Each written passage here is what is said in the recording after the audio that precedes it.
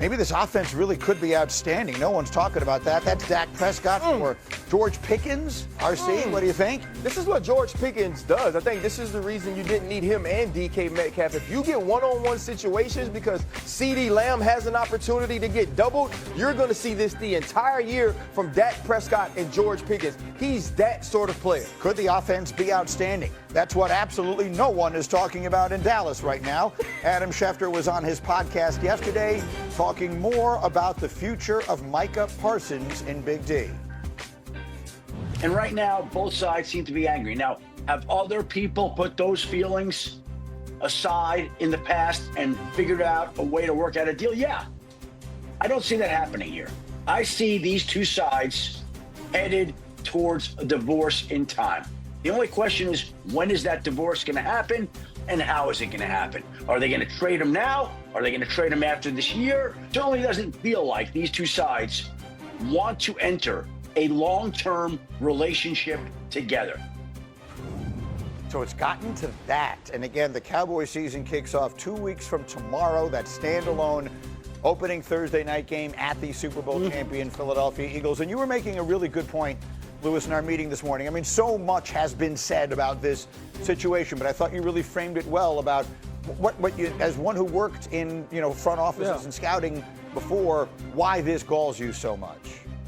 You work 365 days a year trying to find guys through the draft, young, up-and-coming players that can become decades-long players, especially at impact positions. Micah has checked every box in that way, every single box. Impact player, impact position, impact statistics, timeliness. He's done everything exactly the way you want. These are the kind of negotiations that when they come up, when the guy is entering into his fifth year, you're just like, okay, what's it going to cost? Let's just get this done. Maybe we should get it done earlier to save us a few dollars because we know that we're operating with a salary cap. But in no way, shape, or form should this be a situation where now you're ticked off over what? This is being hung up over what? Because you had an off-the-record conversation with a player by himself and thought you had a deal, and now you won't talk to his agent. Now it wasn't because the guy got arrested, he failed a drug test, he's a locker room cancer, he's been injured, he's a guy who hasn't produced. He's producing at a Hall of Fame rate. A young player that you drafted. These are the easiest contracts in the world. Everything that's happening with Dallas right now is self-inflicted. It's self-caused. And that, to me, tells me this. Look, you know what you're doing. You know how you're treating this kid. You know, and you know what? You're fine with it. Because what did you say publicly just recently? Hey, man, when things are kind of like going a little bit too smooth, I'm paraphrasing, I like to stir it up a little bit. Yeah. Well, you're stirring it up, all right. An impact player in his prime. Now Adam Schefter is talking about it's not a matter of if, but it's a matter of when. That goes against everything that scouting departments try to do, the team builders try to do. And that, to me, that's just flat out embarrassing. It should be the ultimate win. They traded back in the draft. They moved back in the draft to draft this player. It has been the ultimate success story, and instead because everything is turned personal. Yes. Right. This is supposed to be about business, and in business, it's done a certain way. Lewis knows this. Dan knows this. Greeny, you know this. Like, you have representation because that's who negotiates the finer points of the deal. So when you have Micah Parsons in the room, he's telling you, I want to be a part of this organization. I agree to this what you want. I agree to this what you want. Now work out those finer details, the small print, so we can get this going forward.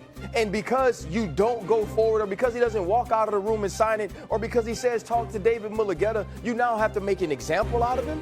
This isn't one of those situations where everything is being kept quiet.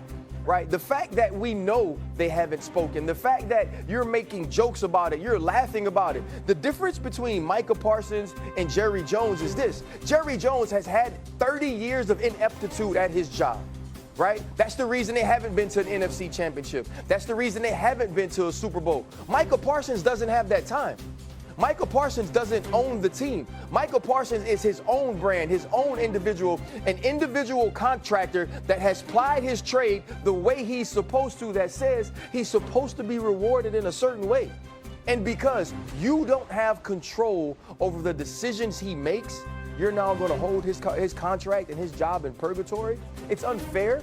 right? It's personal, and what Jerry Jones is doing is malpractice for any owner or general manager. And at some point, somebody's going to have to ask him, if you can't handle this the way a businessman should, it's time for Jerry Jones to step away because he's making a mockery of what the NFL is supposed to be. That's very strongly, but I think accurately put. It is a mess.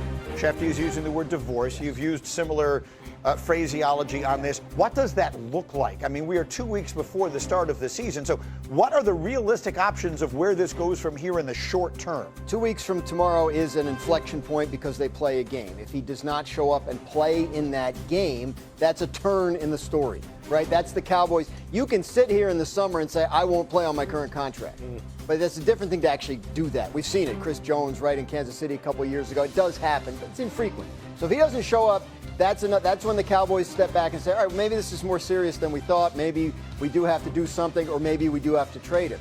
If not, they can play hardball. They can dig in. He's under contract. He's got like $21 million coming this year. If he doesn't want that money, he wants to sit out the season, he makes no progress toward free agency. So they do hold a lot of the cards. So when Adam says divorce, I mean, I think sometimes when people get divorced, it happens quick, and sometimes it drags on for a while, even though I know it's coming, and that could be a situation where maybe he does show up and play. Maybe he goes, you know what, but fine, I'll take my chances and be a free agent. Dak Prescott did this once upon a time, and it worked out very well for him. So if that happens, then the divorce that Adam's talking about probably comes next year after they franchise him, and he doesn't want to. Yeah, that's the thing in this situation too. The prenup is all for the team, right? The way the prenup is set up, it's all for the team to be able to do what they want to do. And now Micah Parsons has to be reactionary in that. So it's what way does Micah Parsons get himself on the offensive of what's happening? But see, what I keep coming back to is this though. Like we're talking about, well, the Cowboys could be dug in. He is under contract. Like this is easy stuff. He is outperformed. Well, let's just put it this way. He has performed at a Hall of Fame level. That is objective. That's not subjective. The stats say so. He's on a Hall of Fame trajectory. He's doing stuff no one's ever done, or very few people have done in terms of his production. If we're talking about sacks and quarterback pressures, he's on a Hall of Fame trajectory.